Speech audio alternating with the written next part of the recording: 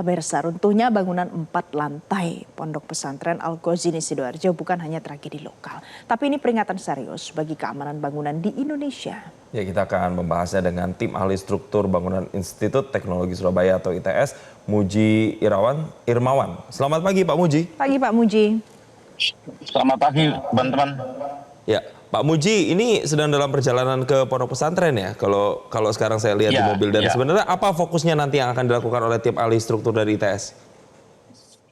Ya, saya tadi pagi jam 1 baru kembali dari lokasi pondok dan menunggu keputusan Basarnas untuk asesmen terakhir sebelum kita melakukan pembongkaran terhadap gedung yang ambruk.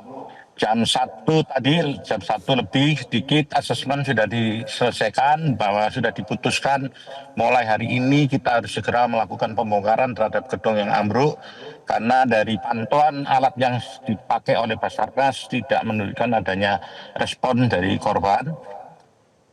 Dengan demikian, dengan dipimpin oleh TNI dan Polri, kita akan segera melakukan pembongkaran terhadap gedung yang sudah mengalami ambruk dengan teknologi teknik tertentu dan alat-alat berat dengan krain kapasitas 25 ton dan 35 ton agar supaya dalam pembongkaran ini kita tetap memperhatikan berhati-hati barangkali nanti ditemukan ada respon dari korban sehingga jangan sampai pembongkaran ini juga akan memperparah atau menambah ambruknya kondisi elemen-elemen struktur membebani korban, sehingga kita harus berhati-hati dengan teknik-teknik tertentu, alat-alat tertentu, dengan tim yang komplit. Nanti kita akan segera melakukan pembongkaran dan kita diberi waktu maksimum 2 hari untuk segera melakukan pembongkaran karena masih banyak korban yang ada di dalam, masih ada kemungkinan responsif, jadi kita harus segera bertindak untuk menyelamatkan korban yang ada.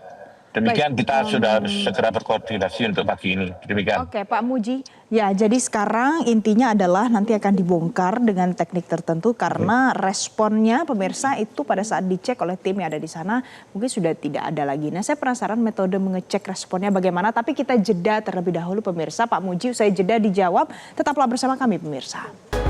Pemirsa, Anda masih bersama kami di Selamat Pagi Indonesia. Kami masih tersambung bersama Pak Muji Irmawan, ada tim ahli struktur ITS. Pak Muji, jadi pada saat diambil keputusan tidak ada respon lagi, metode apa yang digunakan di sana untuk mengecek respon itu kemarin, Pak? Jadi kami sudah berkoordinasi semalam sebelum diputuskan untuk dilakukan pembongkaran. Jadi kita sudah harus mempersiapkan diri untuk pembongkaran, didukung oleh personil dan aparat. Personil dan alat untuk bisa pembongkaran dilakukan secara cepat dan efektif. Maksudnya begini, jadi kalau kita melihat reruntuhan dan konstruksi yang sudah gagal, maka kita tidak boleh sembarangan mengangkat elemen-elemen struktur yang rusak karena itu akan menyebabkan adanya tarikan-tarikan pada gedung dan menyebabkan deformasi atau pergeseran yang selain akan memperparah kondisi korban juga menyebabkan gedung di sebelahnya tidak stabil karena sebagian dari elemen struktur ini sudah nyantol atau bersinggungan dengan posisi bangunan di sisi selatan yang ini juga kalau tidak hati-hati akan menyebabkan bencana, sehingga kita harus hati-hati teknik tertentu kita akan potong dengan alat-alat tertentu dengan cepat supaya beban yang diangkat maksimum 1 ton. Jadi kita harus memperkecil elemen-elemen struktur untuk supaya bisa diangkat dengan aman dan nyaman dan tidak membahayakan korban yang masih di bawah maupun gedung-gedung di sekitarnya. Dan ini diminta untuk masyarakat harus steril dari lokasi sekitar karena alat ini harus bermanuver dan didukung oleh alat-alat transportasi lain untuk pembongkaran bisa berjalan dengan cepat.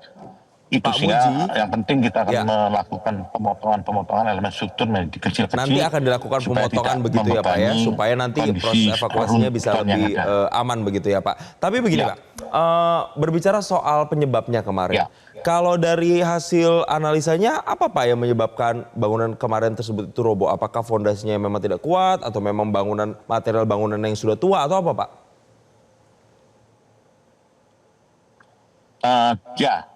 Kalau untuk bicara pondasi, kondisi pondasi masih cukup baik, cukup kuat. tidak ada perubahan bentuk, perubahan pergeseran lokasi pondasi yang ada, sehingga dapat dikatakan bahwa untuk pondasi masih cukup baik dan kuat. Tetapi sudah saya sampaikan beberapa kali dari pertanyaan-pertanyaan sebelumnya bahwa untuk gedung yang ambruk ini merupakan fasilitas umum yang dikerjakan dan dibangun secara tunggu. Dengan dana yang ada dibangun dulu lantai 1, kemudian berikutnya lantai 2 dan seterusnya. Kemarin itu melakukan pengecoran lantai 4 untuk atap.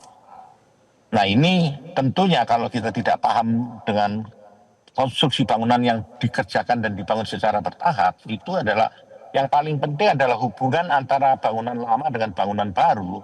Itu harus betul-betul monolit, dan ini kadang tidak dipahami dengan baik oleh pelaksana di lapangan. Karena hubungan ini kadang merepotkan untuk pekerjaan selanjutnya, tapi Pak Muji, di aturan itu mandatori, itu harus dikerjakan. Pak Muji, ini kan dalam satu komplek pondok pesantren ini banyak bangunan. Apakah bangunan lain itu punya masalah dan karakteristik yang sama dengan bangunan yang roboh ini? Ya, tentunya dengan melihat pengalaman yang ada dan ambruknya gedung ini, tentunya harus segera dievaluasi bangunan-bangunan sekitarnya yang juga tentunya kalau memang dianggap kurang kuat, kita punya teknologi untuk memperkaku, memperkuat, agar nantinya penghuni pesantren, murid-murid santri dan sebagainya itu aman dan nyaman untuk tinggal di bangunan-bangunan di sekitar gedung yang ambruk ini. Memang mau tidak mau kita harus segera turun tangan setelah evakuasi pembersihan gedung ambruk ini selesai. Kita harus segera melakukan bantuan teknis agar gedung yang existing itu juga tidak rawan untuk ambruk kembali. Kita siap untuk membackup untuk kekuatan yang ada, diperkaku gedungnya supaya tidak goyang, tidak getar. Itu sudah kita sampaikan pada beberapa kali pertemuan dengan pemerintah daerah dan termasuk pondok pesantren. Demikian.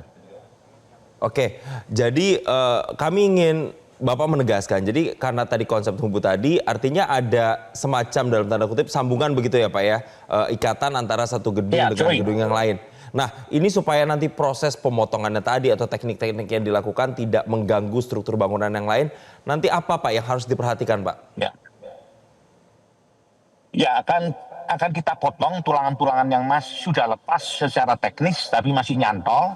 Itu harus kita putus dulu. Ini kita menggunakan alat las yang blender untuk segera dapat memutus elemen-elemen struktur itu menjadi keping-keping yang kecil dan segera diangkat dengan alat crane yang bisa bermanuver untuk jangkauan sampai 40 meter.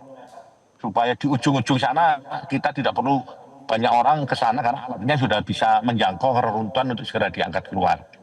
Jadi nanti kita potong kecil-kecil dengan menggunakan las dan personil yang cukup dan terlatih.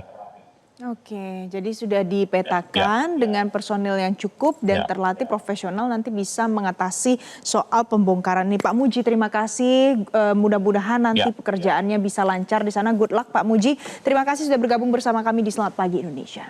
Jelajahi cara baru mendapatkan informasi. Download Metro TV Extend sekarang.